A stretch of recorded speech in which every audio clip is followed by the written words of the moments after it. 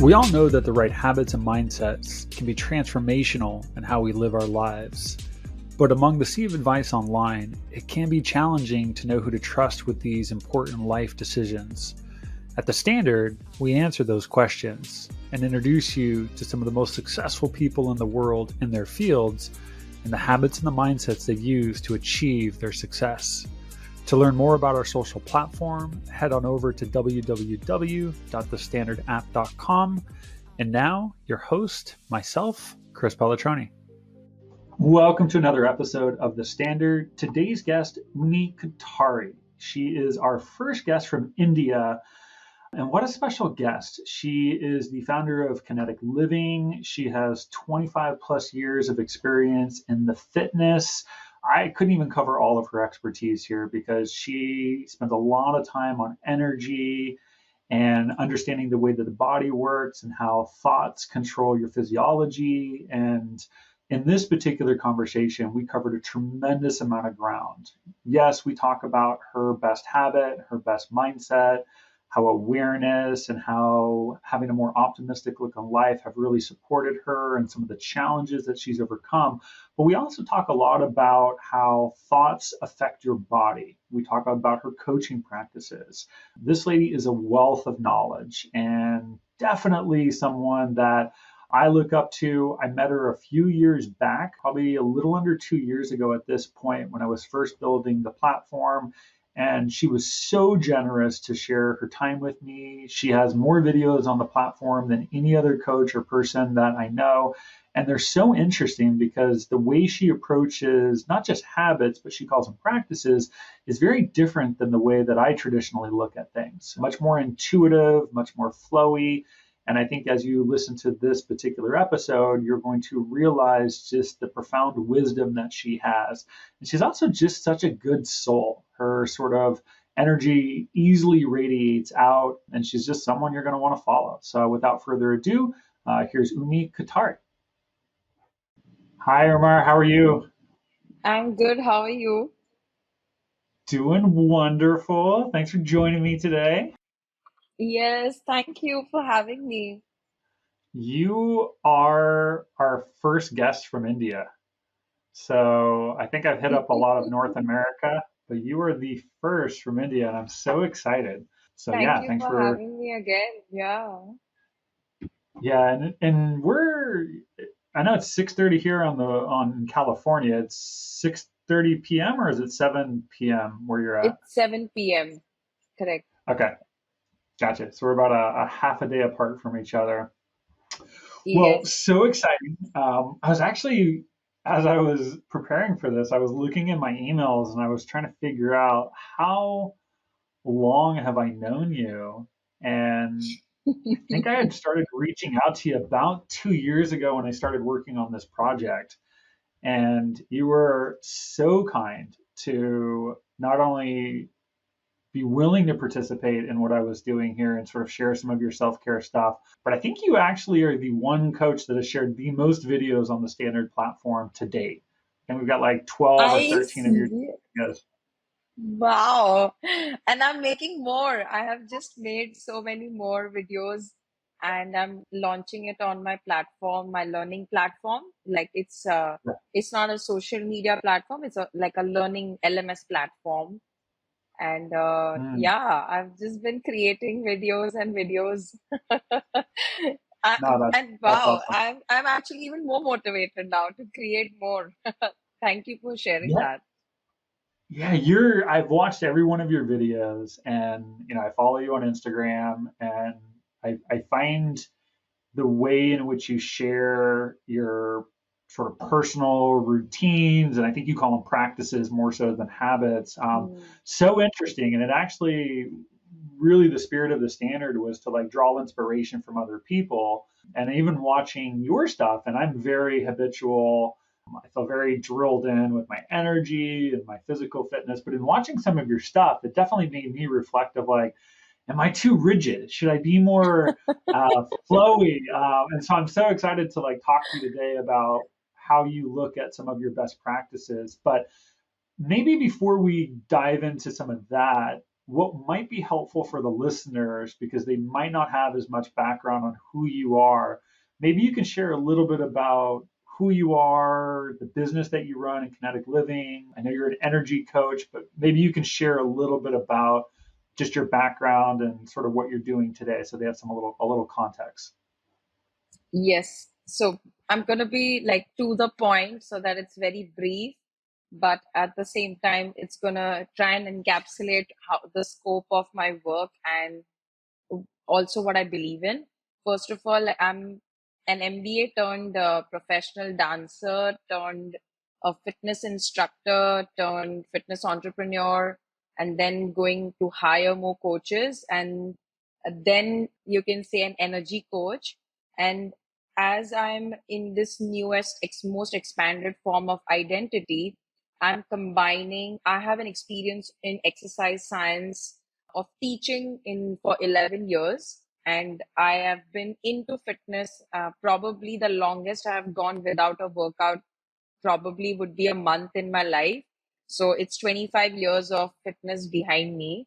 And when I say fitness, I mean modalities such as weight training, kettlebells, body weight training, Pilates, yoga, martial arts like Kalaripayattu, which is Kerala's martial art, which is a state from India. I briefly learned kickboxing. And of course, I don't know if I mentioned yoga, but animal flow is another workout which is in fact originated from the US, which I generally follow and I teach as well. So all these modalities I've just been practicing. I'm also certified in them. And about 8 years ago, I got affiliated with Nike, where I'm certified to conduct sessions on their behalf, and I've also been a partner with Apple. So I'm doing a lot of work with different kinds of brands. At the same time, I have my own company, which is called Kinetic Living. And I used to train celebrities, not anymore because I've moved out of the main cities and I've moved to a smaller city in India, but still continue to coach like people who are non-celebrity. I wouldn't call ordinary and non-ordinary people. Everyone is extraordinary or everyone is ordinary. So yeah, and I've been now, I would say in the last 4 years, I have really, I would say, delved deep into myself when it comes to psychology, how I view life, what is my relationship with finances, what is my purpose, or what do I want from my life. And that has really expanded my identity, like I said, into this energy coach, where now I'm using energy work as well, where I teach people how to connect with their subtle energy, which is our emotional body, our thoughts, our emotions, and how they connect with our physical body, and how fitness can either make or break that journey, and how fitness influences that. So my lens for fitness is not just through muscles and fascia or nutrition, but it is also through what is the kind of emotional state you are in majority of the time. What is the state of your nervous system? So really looking at your physiology rather than just your physical body. And that includes your hormones, your nervous system, like I said. And also now I've been studying and reading and experimenting a lot with my practices through quantum physics and studying the esoteric laws of the universe and looking at my entire life through those laws. And when you start looking at the law of the universe, a lot of it is not psychology, a lot of it is just the law. And that's really like expanded my way of looking at something as not good and bad, or not looking at as something which is in my mind alone. It's about constantly, it's like from the point of view of psychology, I would say that, oh, I'm going through all these emotions, or I'm dealing with inner child work, or I'm doing shadow work. But from the universe point of view, it's just like what's coming up for you as a challenge. How are you going to navigate through it using the laws of the universe? And universe will make way for you. It actually doesn't see if you are a good person or a bad person from a society's point of view. So this is my, I'm still learning, exploring that on the side, but I'm also teaching that to people who are interested in learning about what does this even mean. And yeah, so like I said, it depends on the goal, going from physical energy to emotional energy to mental reserves, and really integrating all of that to finally, what is the purpose of it all is to, I call it living the kinetic life, which is I have the energy, not just the physical, but the emotional maturity, and I would say the mental honesty and the physical energy to go for my goals. And that means I can, if I put my mind to it and if I put my heart into it, then I can do what I want because I'm led from the heart and not just constantly analyzing. So yeah. I So I'm I love so much of what you're saying, and I'll do the best job I can to keep us anchored here because I feel like there's yes. so many Thank different you. directions we can go in this phone call. But maybe a more broad question is, why should someone care so much about, all that you mentioned on a personal level? Like, why is that so important? I think Hmm. so many people out there, I don't know exactly what it's like in India, but I know in the US, like, it's a struggle for people to get daily movement. It's a struggle for people to want to exercise. And I understand the profound impacts. I have a lot of fitness coaches that come on here, and I would say daily movement is probably one of the number one practices that everybody says is so fundamental. And in all the research that I've done, I would argue between nutrition and sleep, exercise is up there as a top three thing that you need to do as a human for so many reasons, from emotional regulation to weight control to just sustaining life and having a healthy, meaningful life. So with all that said, I guess, like, why should someone care about energy and all that? Like, why is that so important? Yeah. And how do you coach that Yeah. with people that just want to lose 20 pounds and look good? Mhm. Like Yeah. So very good question because, in fact, I was just going to suggest something like we can start from a pain point and move from there so that it can help people understand how to apply all these concepts. And so couple of things. One is you don't apply all concepts in one go. Like it's just like you don't rip apart a device altogether. You rip it apart slowly by slowly, and then you put it together again when it looks totally different, or it could just function better together. And we all know when I say everything is connected is not just a philosophical truth, but if you, I mean, just in your body, right? From the moment you eat, something that you eat is getting translated into a fat or muscle or blood, which means what you're eating is connected to what's happening in your body, correct? If you are exercising and let's say you are tight on the right side, it's going to start pulling some other muscle which is in that same kinetic chain because your body is interconnected with so many different fascias, right? So all I'm saying is everything is so interconnected, not just at a macro level, but at the most micro level, which means the moment you think a thought, it changes the way you breathe. And the way you breathe will change your nervous system. The way your nervous system is operating will actually determine whether your workout was beneficial or it was overtraining or it was undertraining. So you see how just thinking about something or being in a constant state of, I can't get any movement, I am too lazy to get a movement, or I have so much work to do that I don't have time for that, all of these are actually leading you to not give time for your health or not give even like say 15 minutes. That's why people are struggling in the first place. So I just want to say that yes, you can put productivity apps, you can put timers, and you can like sign up for challenges, or you can sign up for transformation programs. You can do all of that which is external in order to keep you accountable.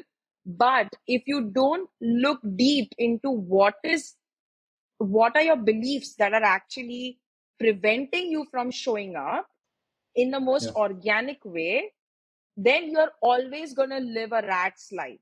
And I mean, all respect to the rats, but it's like when humans have such a sophisticated brain, and when we can understand how the brain functions and how it affects our decision making, then why do we want to sign up for that rat race or that same cycle? Yeah. So that's how that's how I realized there is a glitch in the matrix. And I'm like, I want to cut this cycle and I want to step out of it. And that's when I started asking why. So I can break your question down into two things. One is that yes, movement is important when it comes to daily well being, like you said, sleep and nutrition and movement. But at the same time, look at how many people believe that movement is supposed to be a good workout. So that is a false belief in the first place, which is preventing them from even showing up, because they think, oh, movement means I have to go to the gym, I have to go to workout, or if I go to the park, then I have to run like everyone else is running. Otherwise, it doesn't categorize as movement. So first things first is let's separate fitness and movement away from each other, which will that means automatically it reduces the way it intimidates people, isn't it? And so now if you see, I'm working at a very belief level, because your Yep. belief about your fitness is going to determine your thoughts, which is going to determine your actions or non-action in this case, and that's going to determine your reality. So I help students really break down these false beliefs about fitness. And the second one, which is the most prominent one, which I've seen, is that, oh, I ate something over the weekend, now I need to go and work it out in the gym. What that does is that it creates a sense of less than when you show up the next day, which means your emotion. So now I'm coming to that emotional part, is that you are actually self deprecating or criticizing yourself for doing something pleasurable, which you probably thought was good for you, you really wanted to do it. So you did it, but now you're regretting it or you're feeling guilty about it, which is why you're punishing yourself, right? Oh, I'm going to run 2 extra kilometers because I ate that brownie yesterday, or I had 2 beers yesterday. So let me just work it out. And I'm sure this happens in India, and I'm sure it's happening in the US. You can correct me if I'm wrong, which is, don't worry, you can like work it out, have this extra burger or have this extra bow, or whatever. Like, people, if they want you to eat more, then they'll urge you to do that if they know you are into fitness, right? So imagine, so if it's so guilt inducing for people who are already into fitness, imagine what's happening to the people who are not into fitness at all. How Yeah. much they may No. be like sort of, yeah, self-criticizing themselves. So what happens is, now coming just to the energy part, is that the way you show up for your workout directly has an effect on how much you're going to enjoy it, not just during that time, but in the long run as well. And now I'm not quoting just psychology, I'm also quoting neurobiology, because I just heard a really good podcast on dopamine by this amazing person called, he runs by the name of Huberman Lab. And everyone should check out his podcast. He's on YouTube. And it was a Yep. 2 hour podcast on dopamine. And he said this really, he said some amazing things. But out of that, one thing that I would like to say here is that he said, if you show up doing like a hard task, like your workout, he was taking the same example, where you're just thinking, oh, I need to just burn those 2 beers, or like, oh, I just need to, like, look good for the summer vacation, or I need to fit into that dress for Christmas. Then all you're doing is you're telling yourself you are going through this hard task to get at the end of it, which means you're not trying to enjoy that task. You're just doing it because you're trying to get there, right? And well, yeah, that will release some dopamine. But at the end, when you do fit into that dress and your dopamine does spike, but it will not be sustained, it will fall. And that's Yeah. why most people who still end up achieving their goals still go for the next one so immediately, right? So what he says is that the hack here is to enjoy the effort itself. And he used these words, which in a way, like David Goggins says this as well, is like the effort is the reward. So fall in love with the process. And that's what I've been teaching my students. Now I have neurobiology to back it up, which is like I constantly tell them, enjoy whatever you're moving.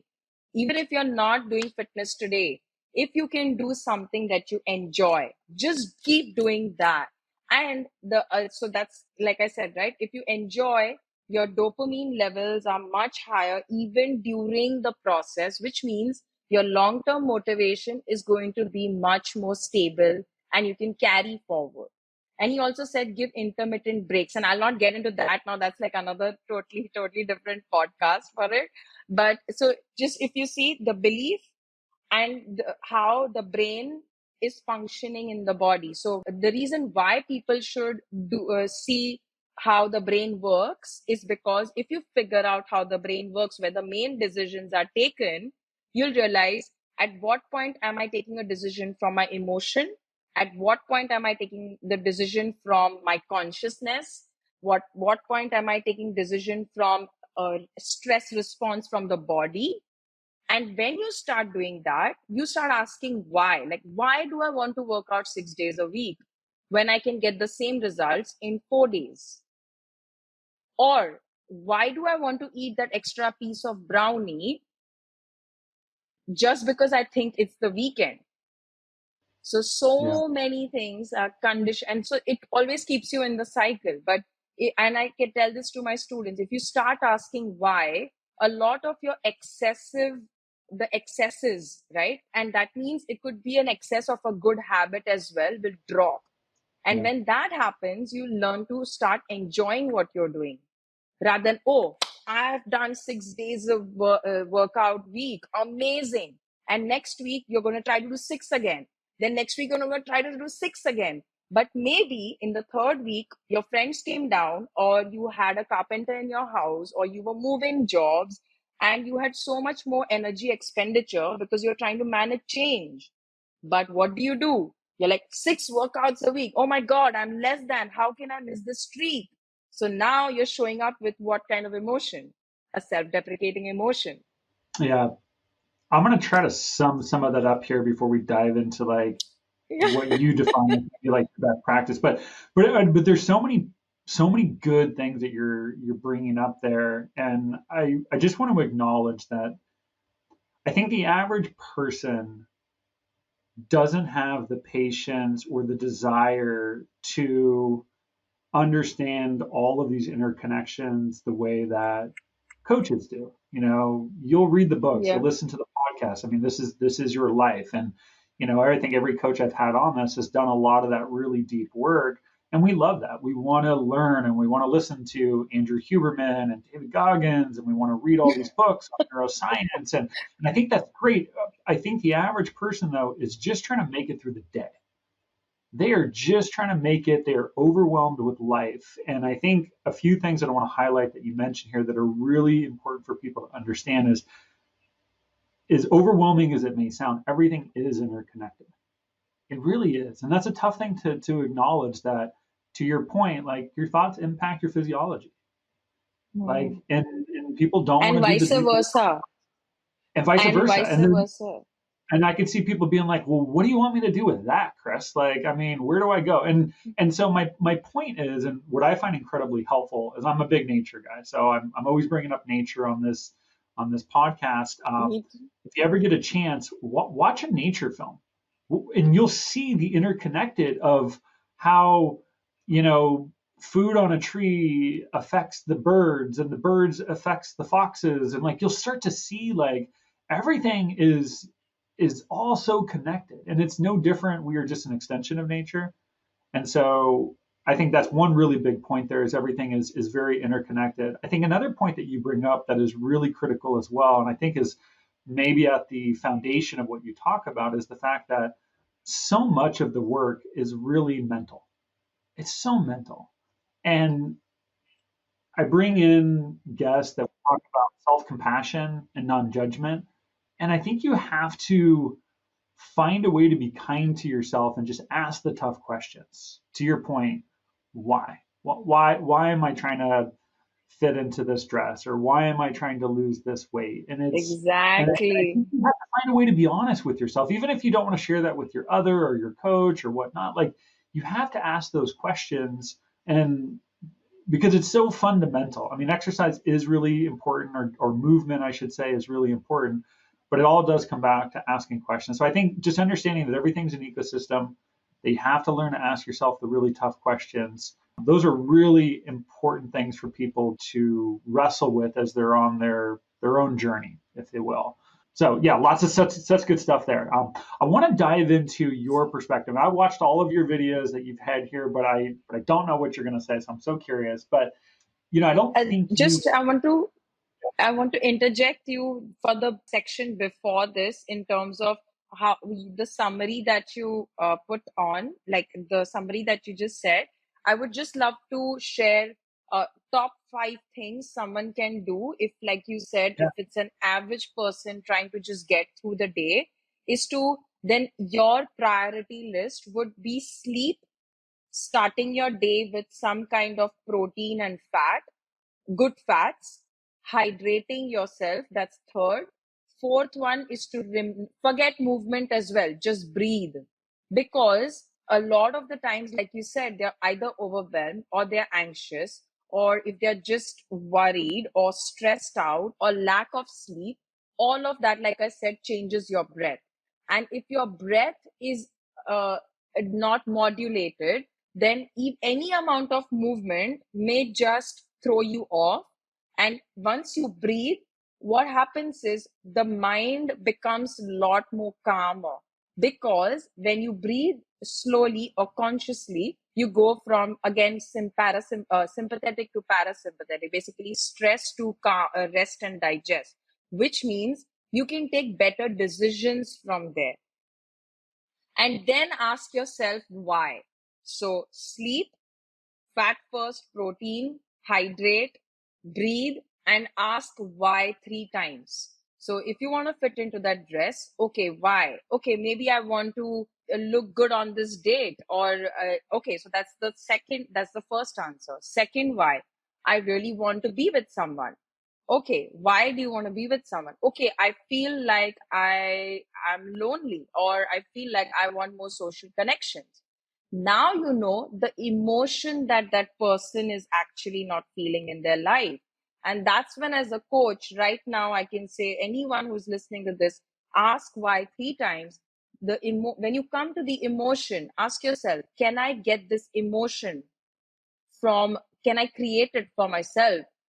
I don't need to fit into that dress to feel like I belong.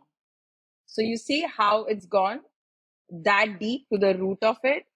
And when you start giving yourself that emotion, like I said, half of your cravings will start dropping. So I just wanted to summarize that for someone who's yeah. completely layman. They don't need to know how I've arrived at these 5 points, but just do it. I would just No, say no, that. I love that. I love the simplicity in that. Yeah, well said on that. And yeah, it all comes back to being able to ask yourself some tough questions on that. And it's not always easy to do. But I love the fact that you put in breath work right there, which sort of hopefully moves your attention away from the past and away from the future and brings it to the present moment, which is really critical to relieve anxiety. So well said. All right, let's dive into I think if I remember correctly, you don't quite look at things as like habits. You have a much more intuition and flow into the way you look at it. I think you refer to it more as practice, so we'll roll with that. But when you think of like what is the one practice that really supports your mental health and your well-being at this point in your life, what is that practice that stands above the rest for you? I think awareness, because awareness is something, as a concept, as awareness, but also as a practice. What do I mean by that is that, let's say I wake up in the morning and I check in with myself before I go for my workout as to how my body is feeling. What kind of workout do I feel like doing? Second, how am I feeling? What are my emotions like?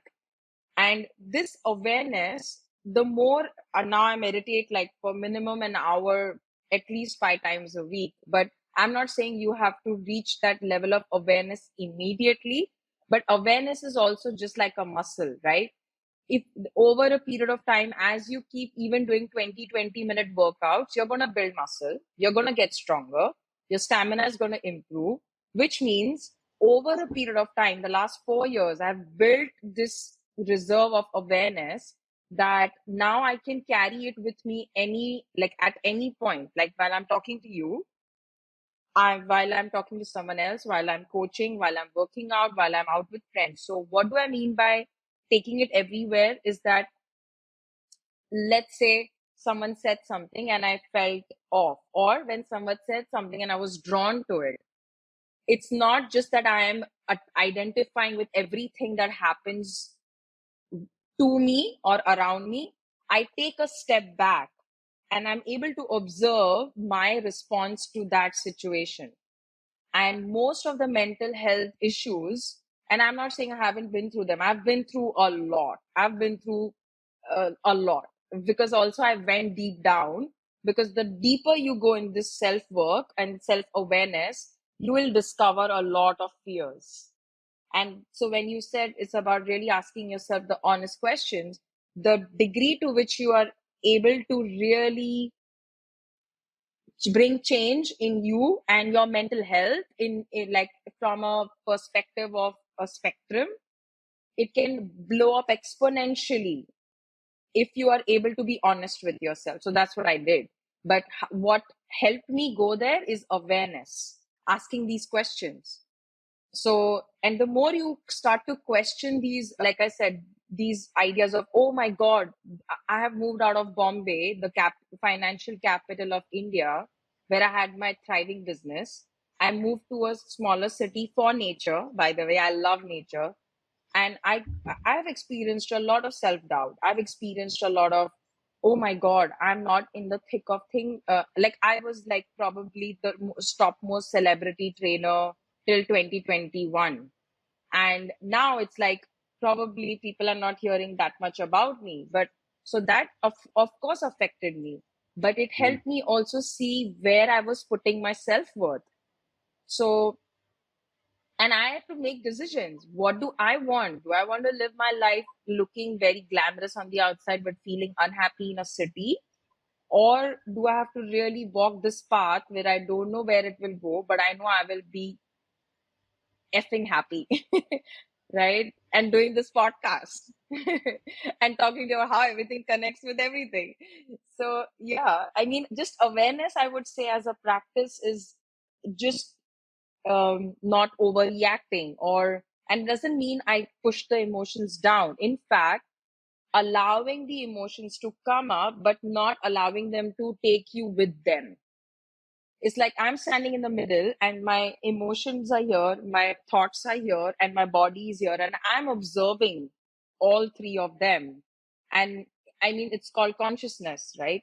Even Buddha is like, why does it stay in the present? You're observing without judgment. And that's where the compassion will slowly start to come. But people talk about compassion like it's like a on the counter pill. No, it's like self acceptance, self honesty, self acceptance, unconditional self acceptance. Like you are fine the way you are, and it's okay to not be okay. That's self acceptance, right? Once you know you're not okay, okay, what can I do about it, right? Can I detach? This is not me. This was given to me. These labels I gave to myself. So that comes self love. Okay, what am I? I'm not all this. So what am I, right? Then comes self honesty. Only when we truly love our body can we say, I really want to take care of it, right? It's like taking care of your children. And then, I mean, somewhere compassion is between self acceptance and self love. And then it keeps amplifying as we move forward. And then it goes to other people. We start becoming more compassionate with other people. Yeah, I'm actually doing a post today on. I'm always trying to think of like how do we change the world and nudge it in a more loving and kind direction. And you probably see it on a wall behind me, but it's so cliche to say, but it's like you start by changing yourself because I can't change you. I can't change the other 8 billion of us on this planet. But what we have incredible control over is we have control over ourselves. And to your point just a second ago, I think when you start to do that really deep work, you realize how hard it is. I mean, you're an incredibly successful person, and you just acknowledge like you have self-doubt, you have mental health issues that come up. And my wife is incredibly successful, I'm incredibly successful, and I have self-doubt all the time as well. Like it's so fundamental to the human narrative of like we just doubt ourselves. And I think it's really helpful, at least for me, to understand how the brain works and how many thoughts we have per day and how many of those thoughts are repetitive and how many of those thoughts tend to lean towards a negativity, and our thoughts are not actual facts. And I think that's really helpful for me to understand the way that we work as humans, because it helps me realize like, man, I don't have complete control over the way that the human was designed, but if I understand the way that we were designed a little bit, it helps me understand that like we are more emotional. Like we are typically more emotion than logic. We tend to back our logic up with. And so I find that really helpful. But I have a couple questions on your awareness, and I love the fact that you brought up awareness. I think you're the first person that's brought that up as a key practice. There's a famous quote that says awareness is the greatest agent of change, because it is incredibly hard to change things that you are not aware of. And so I'm curious for you, like, why is this practice of awareness so important to you? Like, what's the why behind it for you? I love this question. And I just wanted to, since you're talking about awareness and you spoke about self doubt, I would love to, what I really enjoy doing for myself and even for my clients or my coaches or even in my videos is always offer a perspective shift. Because the moment we change our lens to look at something, like we've changed our eyes. So, if, for example, self doubt, which was haunting me for a long time up until February this year, also because it was related to one of my most darkest shadow emotions, right? I mean, shadow work is like very it's a term that people use in psychology and psychotherapy as well, but it's like it really brought that up, self doubt. And now when I have healed so much of it, I can just say one reframe shift to to look at self doubt, which is self doubt is a form of fear, right? Of, oh, I'm not good enough, or someone else is better than me. And that's coming because fear is at the end of the day a protection mechanism. Fear is the reason you don't stand in front of a highway. If fear is the reason you're not jumping off a balcony. Fear is the reason that you're taking a harness while going for rock climbing. So fear is there to protect you, right? From harm, from losing your life. But what happens is that is physical safety, right? It ensures physical safety. Now, what happens when we have been through some incidences, either in the past or in the present, where we don't feel psychologically safe, is when we feel everything that is happening around us is actually coming to bite us rather than elevate us. And that creates the translation in our mind as, I am not good enough. This is coming. I'm not able to handle this. This is not good enough. But now I look at it as, oh, I'm facing a challenge. And trust me, 4 days ago, I was overwhelmed with this learning platform that I'm doing. And every time I have come out even more and more evolved in the way I'm handling that overwhelm sometimes that I feel. And now I've learned this year to give myself love. What do I mean by that? I said, just do what you can and breathe. And I breathed. I took a break. But I went back to it. I said, I looked at it and said, this is that this means I'm pushing my limits, which is a good thing. So Yeah. it's okay if I'm scared. So what did I do? I said it's okay to feel fear. But as a society, the average person is trained to push fear away. And that creates even a bigger self-doubt. So I just wanted to reframe that love that part of you that's feeling the self-doubt. Love your fears away. Make friends with the fear instead of pushing it away. The more you push it away, the bigger it's gonna get, right? Whatever you resist persists. And this is connected to my answer to your question, which is why do I feel like this is my key practice? Is because uh, it's like what I get high on is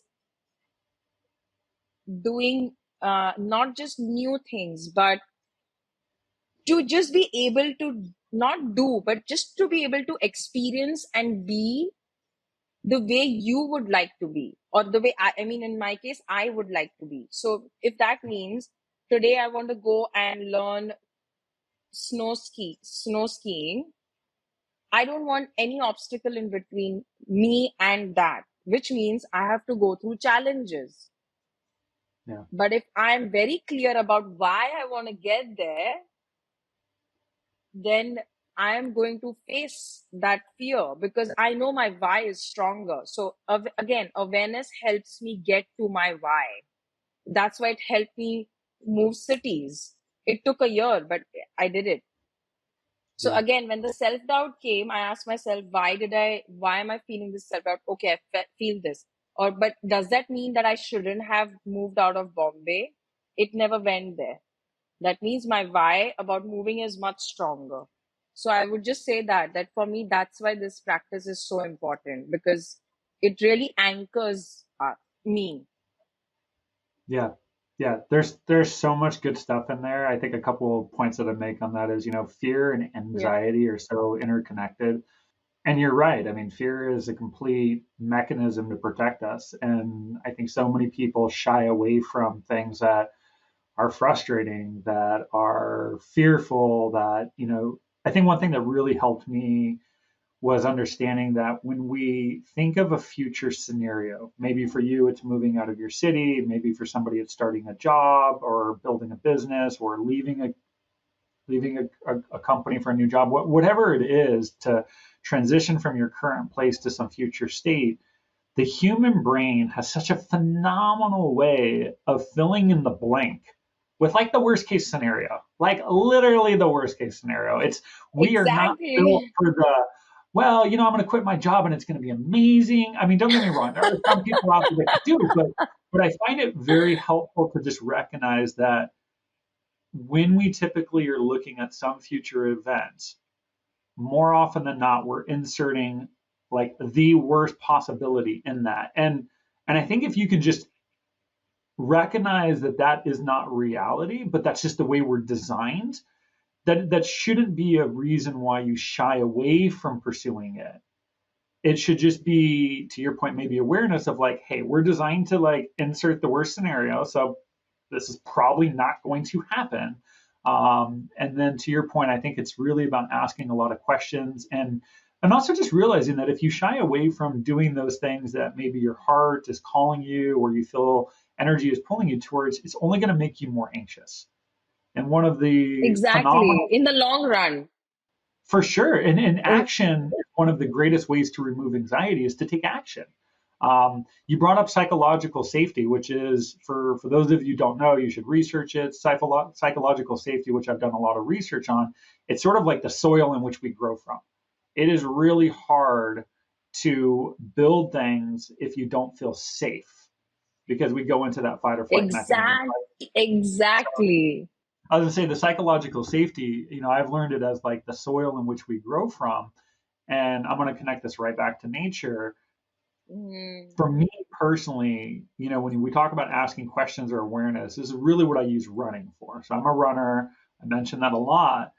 And I feel like being in nature is a great way for me. One, I just disconnect. I don't see a lot of people where I go running up in the hills. And it's an opportunity for me, one, not just to love on nature and see cool animals and whatnot, but it's to ask myself some of those really tough questions of like, why am I doing what I'm doing? Or why am I afraid of this? Or my God, well, what if this next business I start is not successful? What does that mean for me? Does that even mean anything? Is that even a bad thing? And I don't always come to a conclusion in that run. Some of these questions are just on repeat, and I might not actually get the answer, but I'm willing to explore what's there. So, anyways, you brought up a lot of really good stuff, from the safety to just the way we're designed. So, yeah, well said. thank you. And another thing which just reminded me when you said about survival, right? It's like, again, when you breathe, you go from like the whole survival to the thriving mode. And that's like the psychological safety. That's what it does. It brings you into the thriving mode. And that's creativity, right? Like, when a seed grows into a plant, that's the universal creative energy, we call it.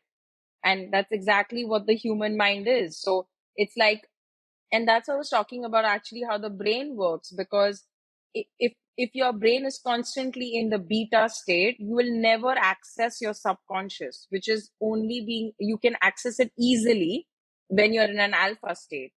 So there are so many practices that can bring you. One of them is like breathing. One of them is you can just relax more, and that will automatically get you there. So people in the flow, since you were speaking about it before, is a lot to Yeah. do with that. Yeah. You may, so on this podcast, I typically focus on like, well, what's a habit, in your case, maybe a practice that you really feel like supports Hmm. you. And then once we sort of flesh that out, I usually dive over into a mindset of like, is there a particular mindset that really serves you well? And I'm curious for you, like, is there a mindset right now that for where you're at in your life that is really supporting your mental health, your well-being, your success? Is there one that sort of stands out for you? Honestly, the one that I told you right now, which is any obstacle that's coming my way, is trying to teach me something, and not just teach, but it's a it's a opportunity in disguise. And even Napoleon Hill, I've been reading his book, Napoleon Hill's Outwitting the Devil, which really helped me anchor my mind to a point where, like, I know the tricks is going to play. So I preempt certain things. And then when it Hmm. comes up, I'm like, ha, it's here. Like, and then I try to have a conversation with it. And yeah, I just like make friends with fear. That's the mindset that I run with. And that really helps me, like you said, like anchor me in my day to day business, trying new things, exploring. And I say, tell myself this one more thing: if not you, then who? Like, I'm like, I want to try this thing, I want to try this program, or I want to launch this thing. And it's like, if not you, then who? Like, so I'm like, yeah, I am unique, and I don't have to compete with anyone. And that helps me appreciate other people so much more as well. Like, Yeah, I'm I not love trying to that. one up someone. Yeah, sorry, go ahead. Yeah. No, I was gonna say I love that, and you brought up a couple different things that you said in there. Make friends with fear, and the way you started it off was very optimistic. I'm curious, has this particular way of thinking, has this always been a way that you've thought, or is this like when did you start picking up this more optimistic way of like viewing challenges and maybe just life in general? So again, it has happened in stages as I did my more inner work and really started like smashing my own limiting beliefs. But the first one where I said, where what is this situation trying to teach me? I've been practicing that now since 2021. And Okay. then this the reframe shift where I said every opportunity has seeds, or sorry, every obstacle has seeds of uh, an opportunity, or your gifts or talents lie at the other side of this obstacle. Also happened, like I said, this year when I was battling like probably my lowest point in February, March. I, in fact, got detected with high cortisol levels as well. And Hmm. that's a mistake that I made, where I overloaded my nervous system with starting a new project, doing shadow work at the same time, doing fasted long runs at the same time. So you see how, even though they Yeah. are unseemingly seemingly disconnected, but they are so connected, because my heart rate was 15 beats higher per minute. I did a cortisol test, and the blood test results said it was high. So all of these things happened, right? So that is when I really had that mindset breakthrough. And the third one, where I said make friends with fear, this is something, it's been there since I think 2018. And Okay. that time I used to say, what you fear is what you need to do. And that time I used to tell myself this all the time. And then this year I was speaking at a summit, and there were a lot of like under 25 youngsters. And they came up to me and they started asking me a few things. And in the flow, I just said, make friends with fear. And then it just stuck with you. I'm like, yeah, this is a good line. And like, Yeah. it just came out in the flow. Yeah. Yeah. Yeah, I like that. Let me ask you this though, because I think for a lot of people listening to this, they're going to be like, okay, yeah, that's great. Like, I don't know, they're in a really tough spot, right? Like, I mean, right, it's the whole fight or flight, right? They might be, fight, flight, or freeze. Maybe they're frozen. They're like, yeah, no, that's just too scary, whatever that may be. And I Hmm. think one that I think a lot Hmm. of people can resonate with. So there's been studies done on like what people regret at the end of their life. And the Hmm. themes of what people typically regret at the end of their life are incredibly universal. Like it Similar. will Yeah. vary a little bit from person to person, but like the big themes are there. And one of those really big themes is people do not follow their dreams.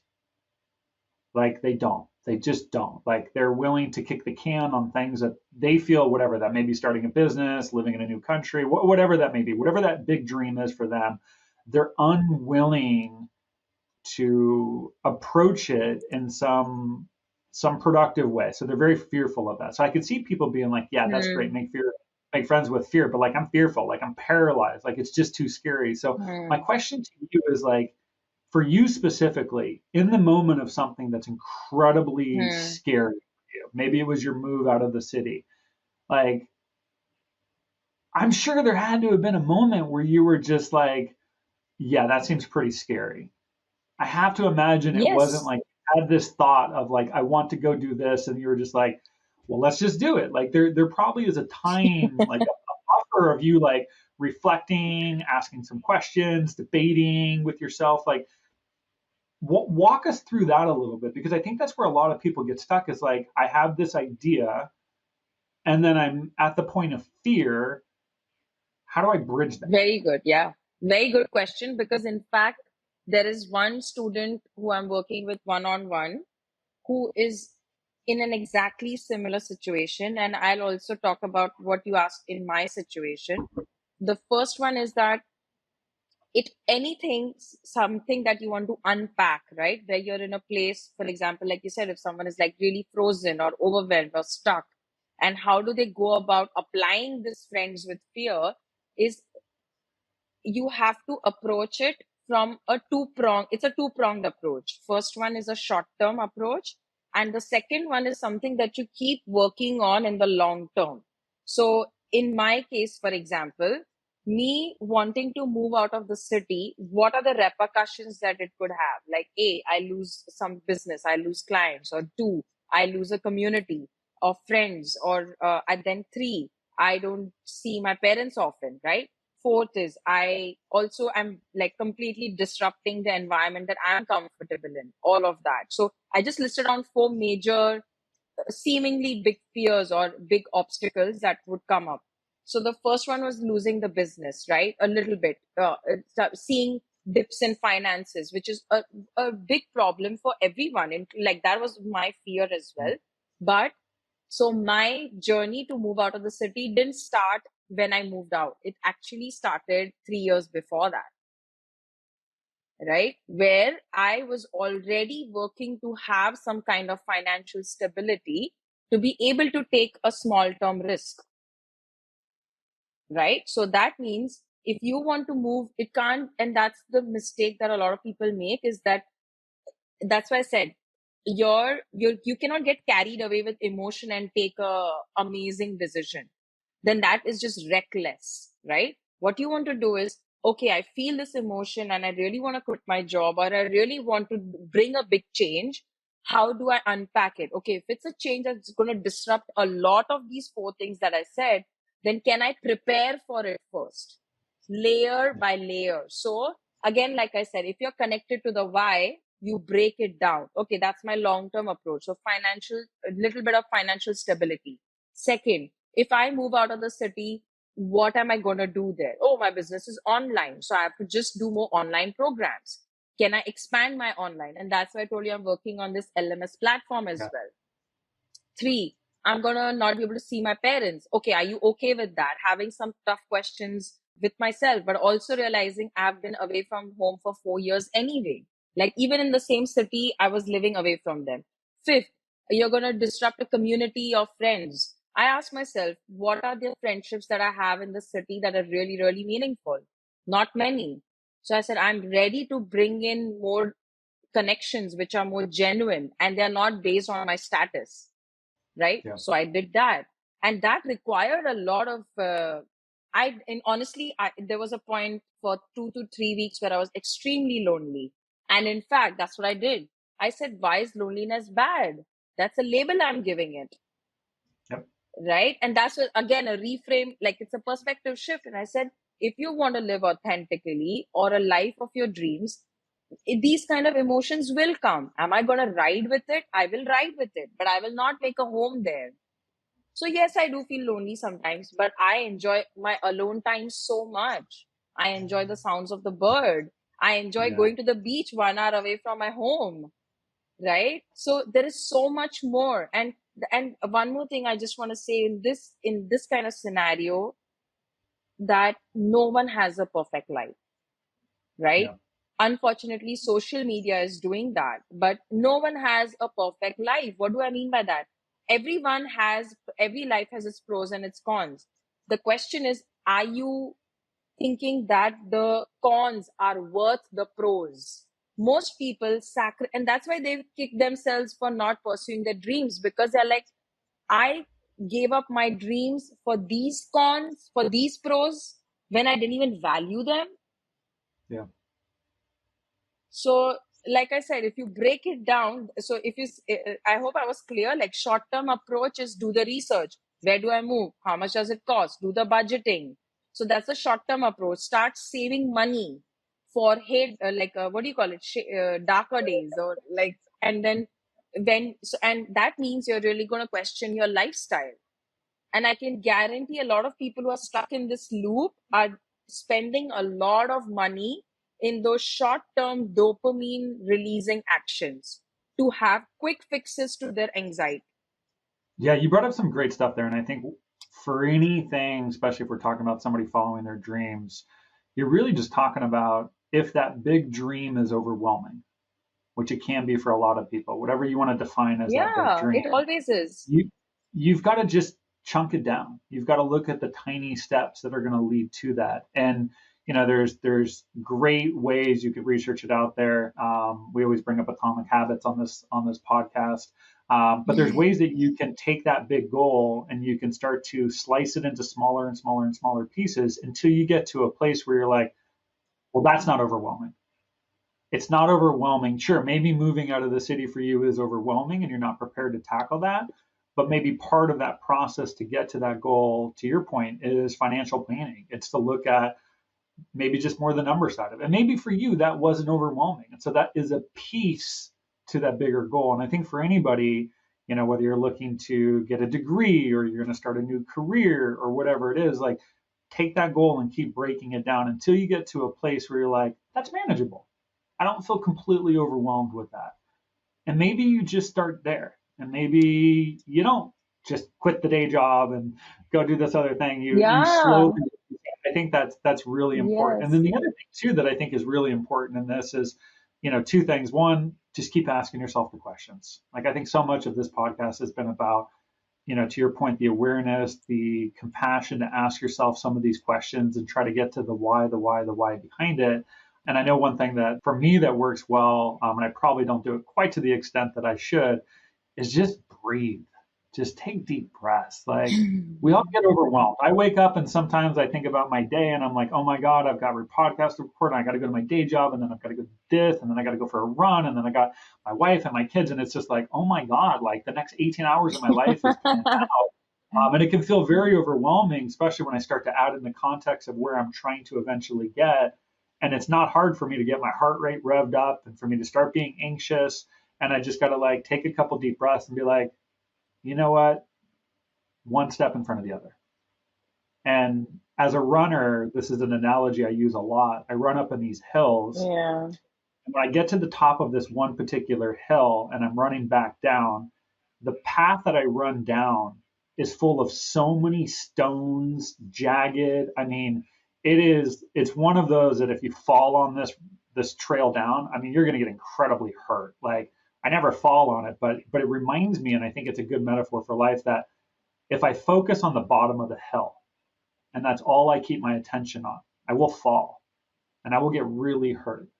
But if all I do is focus on the very next step, where do I place my next foot so I don't fall? I never do. And I think it's a great metaphor for life is like, don't worry about that big, ambitious goal way off in the future. Just worry about the best next step you can make. And if you do that more often than not, you'll land firmly. And so I always think of that when I'm running down this hill is like, don't worry about the bottom, just worry about the next step and it will all work itself Yeah. out. I use the same theme in one of my retreats actually.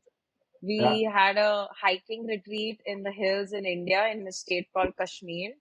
And on the third day, we had a challenging hike. And literally, I told them the theme for today is one step after the other. And we did a warm up, we did our breathing exercises. And I just told them that we, of course, because there was a guide and I was not going to lead it, there were professionals doing that. And I just told them it's going to be challenging.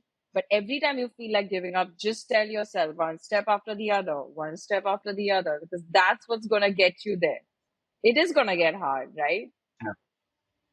Yeah. No, well said. And And I think all the it's a best. great way Yeah. to look at life too, because anything you're doing, it can be overwhelming to think. Like I got a little kid who's where he's learning his fitness journey, and he's like, so I gotta like exercise every day for the rest of my life. And I'm like, okay. Like, slow down there, buddy.